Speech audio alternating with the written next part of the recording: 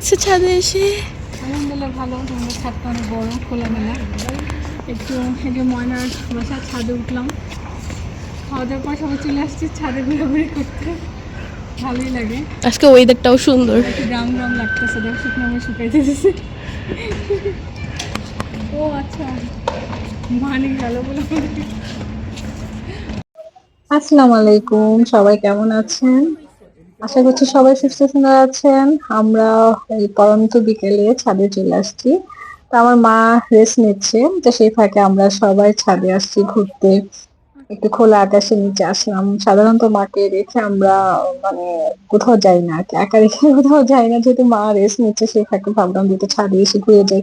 তো ছাদে এসে এত ভালো লাগছে, এত সুন্দর ওয়েদার, পাশাপাশি মানে আজকে আকাশটা এত সুন্দর, এত ভালো লাগছে দেখে যে একটা আকাশে যে কত রকমের রূপ সেটা আজকে দেখতে পাচ্ছি।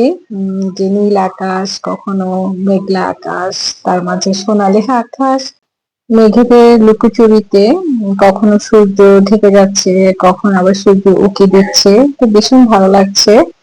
না আসলে হয়তো বুঝতে পারতাম না, চার দেয়ালের মাঝে থেকে কিন্তু অনেক কিছু উপলব্ধি করা যায় না। তো ময়নার এই বিল্ডিংটাও অনেক বড়, খোলামেলা ছাদ, তারপর চারপাশে অনেক খোলামেলা এখনও, যেহেতু অনেক বিল্ডিং এখনও করা হয়নি, সেই জায়গাগুলো ফাঁকা আছে, সেই কারণে খোলামেলা ছাদে আসলে বেশ ভালোই লাগে। কি সুন্দর না? অনেক সুন্দর, আকাশটা অনেক সুন্দর।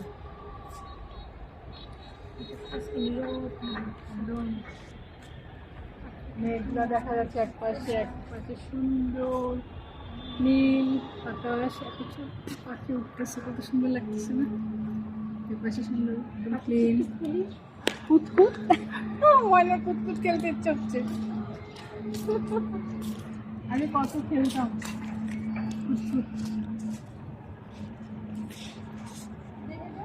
খোলা আকাশের নিচে আসলে ভালো লাগে। কি এটা কি? হ্যাঁ, ও গরুর মাংসের আচার বানাবে বেবি। না, গরুর মাংসের আচার আছে না, এটা আছে বানাবে। আচ্ছা, মানে চর্বি শুকায় রাখতেছে না হ্যাঁ, এই রোদের মধ্যে আকাশ থেকে চাঁদ নেমে এসেছে।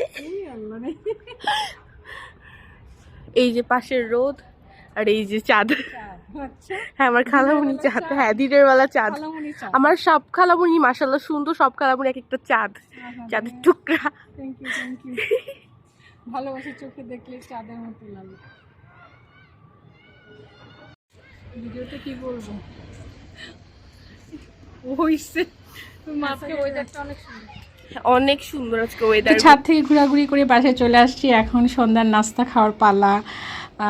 সাফা আমাদের জন্য স্যুপ তৈরি করেছে, আর মানে গিয়ে আমাদের জন্য গরম গরম পুরি নিয়ে আসছে। এই পুরিটা অনেক টেস্টি, না একদম লুচির মতো। তো আমার ভাইও আসছিল, ও রেস্ট নিচ্ছিল, মায়ের সঙ্গে বাসায় ছিল। আমরা সবাই ছাদ থেকে ঘুরে আসছি। তো মাকে একা রাখা যায় না, কাউকে না কাউকে বাসায় রেখে যেতে হয়। তো এই একটাই আমাদের সমস্যা যে মাকে একা রাখা যায় না, আর মাকে নিয়ে সব জায়গায় যাওয়াও যায় না। আমরা গরম গরম স্যুপ খাচ্ছি, গরম সাফা স্যুপ তৈরি করে নিয়ে আসছি আমাদের সবার জন্য। আর শীতকালে কিন্তু আমি স্যুপটা অনেক ভালো লাগে, আর সবজির স্যুপও কিন্তু অনেক টেস্টি একটা হেলদি স্যুপ। এটা কিন্তু শীতকালে সবাই তৈরি করে খেতে পারে। তো সাফা নেক্সট টাইম আমাদেরকে সবজি স্যুপ খাওয়াবা, আজকে থাই স্যুপ নিয়ে অবশ্যই। বিসমিল্লাহ। মজা হয়েছে,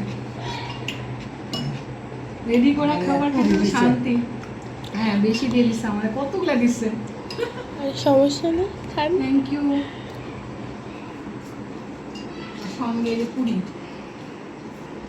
কত বড় পুরি, ময়না আমার আমাকে দুইটা দিচ্ছে, মানে আমি সব খাওয়া করবো। সাফা খাও। হ্যাঁ, হ্যাঁ, খেয়ে নাও।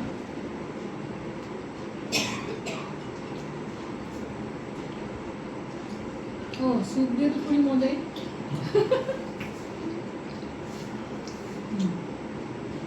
মা ভাই বোন সবাইকে নিয়ে খুব সুন্দর সময় কাটছে। বাসায় চলে গেলে আবারও একা হয়ে যাব। এই সুন্দর সময়গুলো খুব খুব মিস করব।